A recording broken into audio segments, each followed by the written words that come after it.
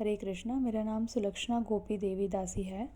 गुरु गौरांग और आप सब वैष्णवों की कृपा से आज मैं यहाँ कुछ प्रस्तुत करने का प्रयत्न करूँगी। ओम अज्ञानतिमिरन्धस्य ज्ञानाञ्जनशलाकया चक्षुरुन्मिलितं येन तस्मै श्रीगुरुवे नमः। वाञ्छाकल्पतरुभ्यश्च कृपासिन्धुभ्य एव च पतितानां पावनेभ्यो वैष्णवेभ्यो नमो नमः। जय श्री कृष्ण चैतन्य प्रभु नित्यानंद श्री अद्वैत गदाधर श्रीवासादि गौर भक्तवृंद। हरे कृष्णा कृष्ण कृष्ण हरे हरे, हरे राम राम राम हरे हरे। तो आज मैं यहाँ कोई श्लोका नहीं प्रस्तुत करने वाली हूँ, बट एक वैष्णव है जिनकी जीवनी से मुझे बहुत ही प्रेरणा मिलती है और यही जीवनी मैं आप सबके सामने रखना चाहती हूँ। इस महीने की 5 तारीख को एक तिरुभाव दिन था। वो था जयानंद प्रभु का। और आपने अगर नोटिस किया हो तो जयानंद प्रभु की फ़ोटो है वो हर रथ यात्रा में प्रभुपाद की फ़ोटो के पास रखी जाती है। और ये मैं हमेशा ही सोचती थी कि ऐसा क्यों है और ये प्रभु में ऐसी क्या बात है जो इनकी फ़ोटो रथ यात्रा पे हमेशा ही रखी जाती है। और मैंने प्रभुपाद लीला अमृत में पढ़ा हुआ था कि जयानंद प्रभु ने क्या किया है, बट इतना डिटेल में कुछ जानती नहीं थी उनके बारे में।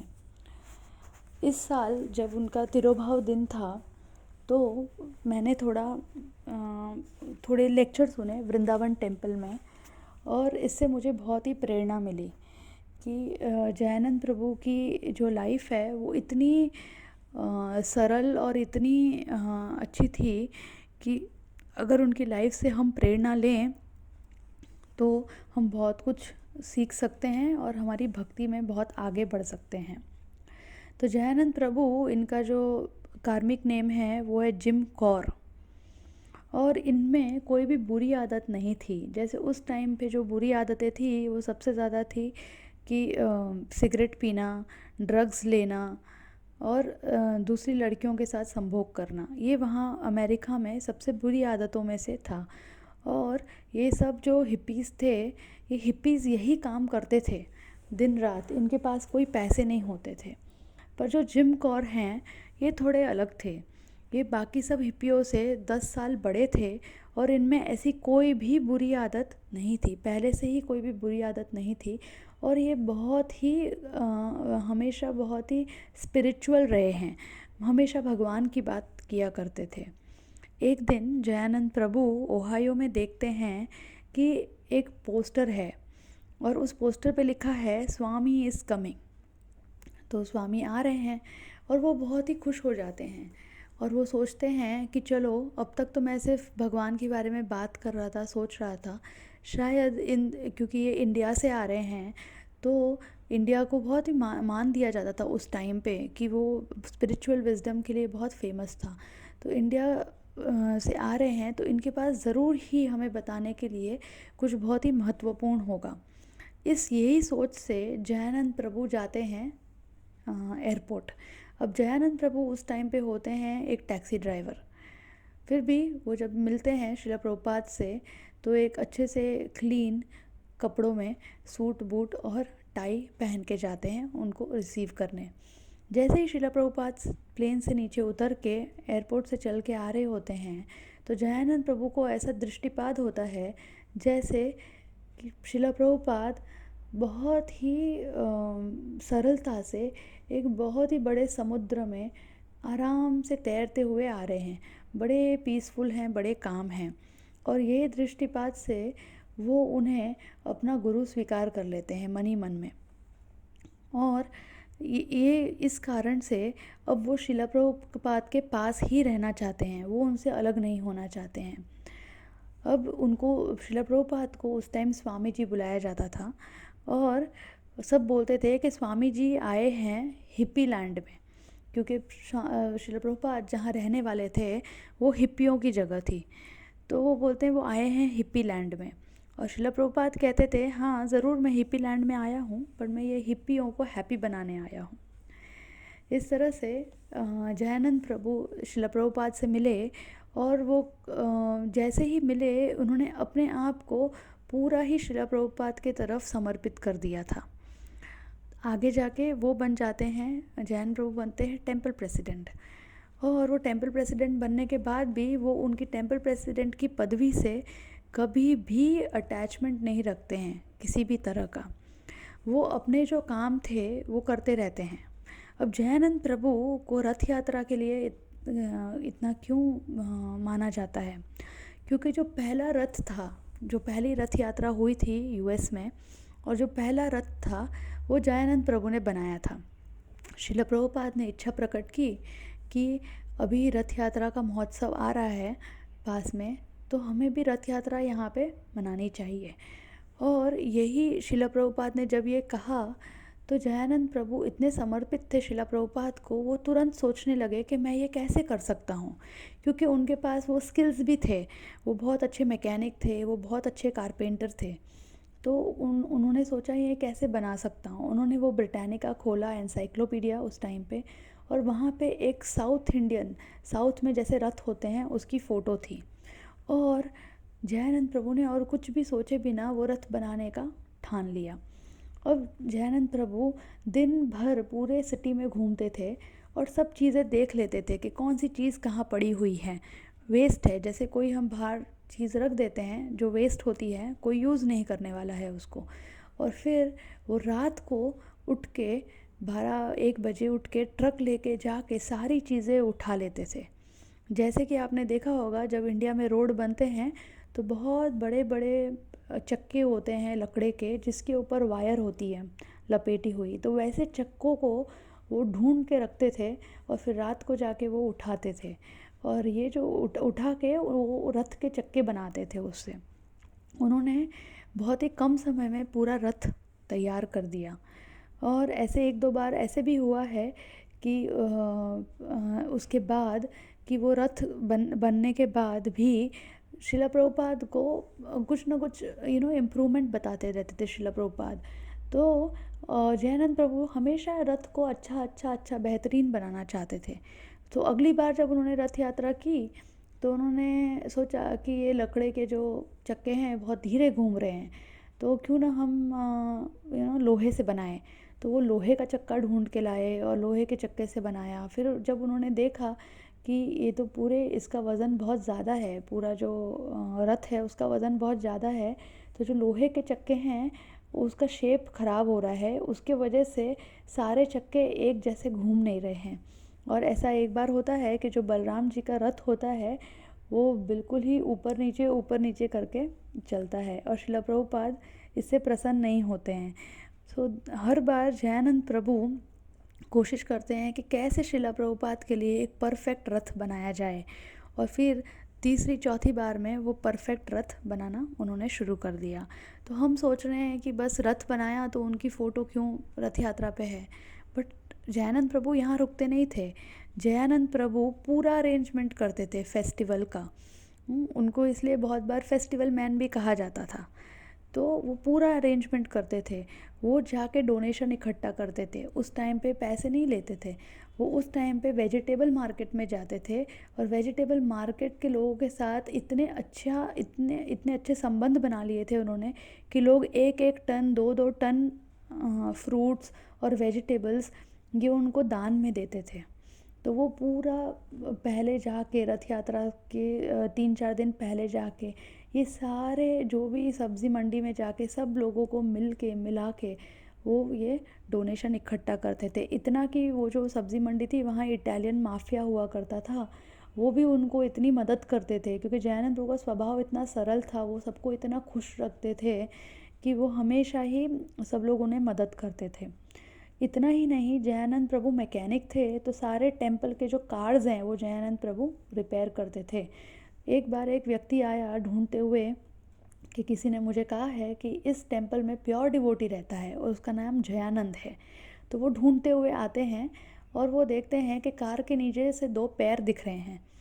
और जैसे वो कार के पास में आते हैं तो कार के नीचे से आवाज़ आती है, प्रभु आप ज़रा एक जो सामान है वो पास कर देंगे मुझे। और वो सोचते हैं कि पता नहीं मंदिर में कार क्या कर रही है और कार के नीचे व्यक्ति क्या कर रहा है, वो सोचते हैं।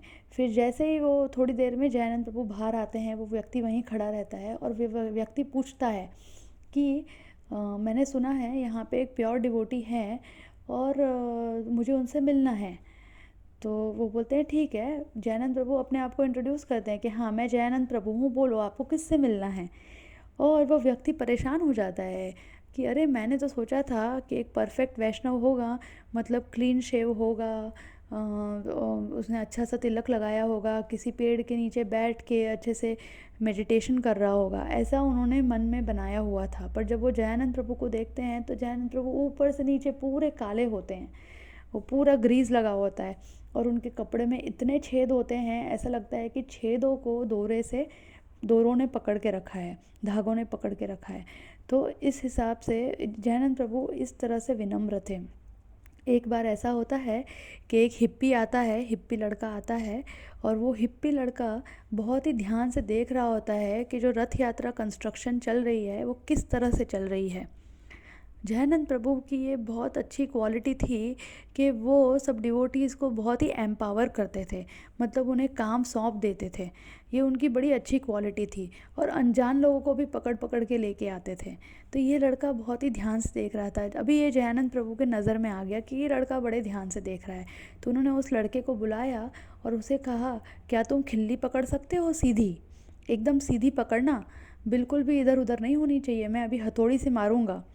तो वो लड़का बोलता है हाँ बिल्कुल, और वो लड़का मदद करना शुरू करता है। वो खिल्ली सही पकड़ता है और जयानंद प्रभु बहुत ज़ोर से हथौड़ी मारते हैं और खिल्ली सही जगह लग जाती है। अब जयानंद प्रभु उस लड़के की बड़ी प्रशंसा करने लगते हैं, अरे वाह, तुम तो कारपेंटर हो, तुम्हें तो खिल्ली पकड़ना आता है और तुमने खिल्ली एकदम सही पकड़ी है, ये कला तुमने कहाँ से सीखी। वो बहुत ही प्रशंसा करने लगते हैं। फिर वो कहते हैं चलो हम दूसरी खिल्ली ट्राई करते हैं। अब दूसरी खिल्ली लगाने के लिए वो उनको प्रेरित करते हैं और वो उनकी उस लड़के के हाथ में हथौड़ी देते हैं और कहते हैं इस बार तुम खिल्ली भी सीधी पकड़ो और हथौड़ी से मारो। और ये करते हैं, ये लड़का जो है वो हथौड़ी लेके खिल्ली को ठोक देता है और एकदम सही ठोकता है। और अब इस बार तो जयानंद प्रभु और प्रशंसा करने लगते हैं कि अरे वाह, ये तुमने कहाँ से सीखा, ये कैसे आया तुम्हें। और वो इतनी प्रशंसा करते हैं और फिर कहते हैं चलो अब ये एंड से लेके वो एंड तक, ये छोर से लेके वो छोर तक पूरी जगह हमें खिल्ली लगानी है, तो ये आज का आपका काम है। और वो पूरा काम उसको सौंप देते हैं। और आप सब जानना चाहेंगे कि ये लड़का कौन है। तो ये लड़का आगे जाके और कोई नहीं बट हिज होलीनेस जय पताका स्वामी महाराज हैं। हरि बोल। तो इस तरह से जयानंद प्रभु की कृपा थी कि वो जिससे भी मिलते थे उससे कोई ना कोई काम में इन्वॉल्व कर लेते, कोई ना कोई सेवा में इन्वॉल्व कर लेते थे। और तीसरी बात है जो जयानंद प्रभु जी की बहुत ही अच्छी है कि वो प्रसाद उन्हें बहुत पसंद था। तो जैसे ही डीटीज़ को कोई भी प्रसाद ऑफ़र होता था और ट्रे में बाहर आता था, वो पूरा प्रसाद अपने सर पे उठा के वो लेके जाते थे और अकेले ही पूरा प्रसाद ख़त्म कर देते थे। उन्हें प्रसाद से बहुत ही अटैचमेंट थी। और ऐसे बहुत सारे वर्णन हैं उनके, स्पेशली दीनबंधु प्रभु के साथ। दीनबंधु प्रभु बहुत ही अच्छे कुक हैं। तो वही दीनबंधु प्रभु जो हमें वृंदाकुंड में मिलते हैं, वो बहुत अच्छे कुक हैं अभी भी, और वो उस टाइम पे बहुत अच्छी कुकिंग करते थे। तो एक बार दीनबंधु प्रभु से 1 टन आलू और 1 टन कॉलीफ्लावर का सब्ज़ी बनवाया था हमारे जयानंद प्रभु ने। और ये सर्विस इसलिए करवाया था क्योंकि उन्होंने सबको प्रसाद बांटना था। दूसरे दिन जाके वो सबको ये प्रसाद बांटना चाहते थे, खुद भी खाते हैं और दूसरों को भी बांटना चाहते थे। तो ये भाव था जयानंद प्रभु का। और अंतिम क्षण में जयानंद प्रभु को लुकेमिया हो गया और ये लुकेमिया होने के कारण वो हॉस्पिटल में एडमिट थे काफ़ी टाइम तक। उधर भी उन्होंने प्रचार करना नहीं छोड़ा, उधर भी वो सब अपने उनके जो घनिष्ठ वैष्णव जो उनके साथ थे, केशव भारती, उनको वो रोज़ कहते थे कि आप मिठाई लेके आओ और करताल लेके आओ। रोज़ वो वहाँ कीर्तन करते थे, एक छोटा सा लेक्चर करते थे, लोगों को प्रेरित करते थे महामंत्र के लिए, और फिर सबको प्रसाद देते थे। जो उनका जो पीनट हलवा है, आज के दिन में भी वृंदावन में तिरोभाव के दिन जयानंद प्रभु के तिरोभाव के दिन पीनट हलवा मिलता है वहाँ प्रसाद में, और इसे बहुत चाव से सब लोग लेते हैं, बहुत ही फेवरेट है ये। और जयानंद प्रभु जब आखिरी में बहुत ही कमज़ोर हो गए तो एक दिन मंगल आरती के वक्त एक ब्रह्मचारी ने जब अल्टर खोला तो वहाँ से उनको विग्रह के हार मिले, और वो हार लेके पता नहीं क्या प्रेरणा हुई उस ब्रह्मचारी को, वो हार लेके सीधा जयानंद प्रभु जी के पास गए। जयानंद प्रभु उस टाइम पे शिला प्रभुपाद का चैंटिंग सुन रहे थे, और जैसे ही वो अंदर गए और उन्होंने गले में हार डाला, जयानंद प्रभु बहुत खुश होके बोले हरे कृष्णा, और फिर उन्होंने वहाँ अपना देह त्याग कर दिया। सो इससे हमें पता चलता है जो 26 क्वालिटीज़ बताई गई है, जैसे ह्यूमिलिटी, प्राइडलेसनेस, बहुत ही विनम्र थे, है ना। जयानंद प्रभु बहुत ही प्राइडलेस थे, उनको किसी भी बात का घमंड नहीं था। वो टेंपल प्रेसिडेंट थे बट उनको ऐसी किसी भी बात का घमंड नहीं था। हमेशा सबसे कंपैशन से रहते थे, बहुत ही कंपैशनेट थे, बहुत ही टॉलरेंट थे, सिंपल थे बहुत ही। ऐसे बहुत सारे जो 26 गुण हैं, 26 के 26 हम जयानंद प्रभु की ज़िंदगी में देख सकते हैं। उसके बाद उनके तिरोभाव के बाद शिला प्रभुपाद उनको पत्र लिखते हैं, और उस पत्र में लिखते हैं कि जयानंद तुम ज़रूर ही गौलोक पहुंच गए हो, और मुझे इसका पूरा भरोसा है। सोचो, एक गुरु किसी के तिरोभाव के बाद एक पत्र लिख रहे हैं जिसमें कंफर्म कर रहे हैं कि आप ज़रूर कृष्ण के चरणों तक पहुंच गए हो। इससे और ज़्यादा कृपा क्या हो सकती है। इस वैष्णव के गुण हम कितना भी बोलें कम हैं। और फिर शिला प्रभुपाद वहाँ पे बाकी सब अपने शिष्यों से कहते हैं कि जयानंद प्रभु की फ़ोटो जो है वो हर रथ यात्रा में मेरे फ़ोटो के साथ रखनी चाहिए। और वो बहुत ही उनको शिला प्रभुपाद उनको चैतन्य महाप्रभु कहते थे, क्योंकि जयानंद प्रभु बहुत ही ऊंचे थे, लंबे थे, तो वो उनको हमेशा चैतन्य महाप्रभु समझते थे, और इतने ऊंचे थे कि शिला प्रभुपाद उनके सामने छोटे लगते थे। सो इस तरह से शिला प्रभुपाद भी अपने डिवोटीज़ को, अपने डिसाइपल्स को ग्लोरीफाई करते थे। हिज ग्रेस जयानंद प्रभु की जय। हरि बोल। धन्यवाद।